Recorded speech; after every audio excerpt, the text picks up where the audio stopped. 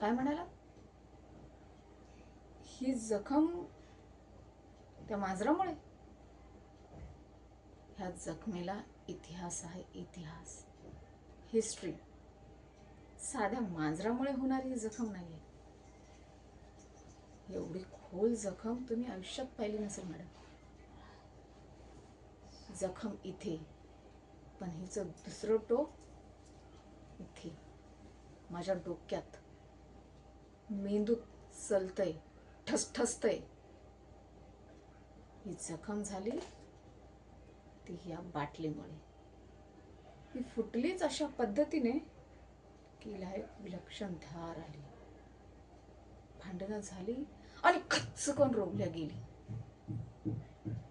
भांडणाला कारणीभूत होती एक व्यक्ती, माझा नवरा, माय हजबंड.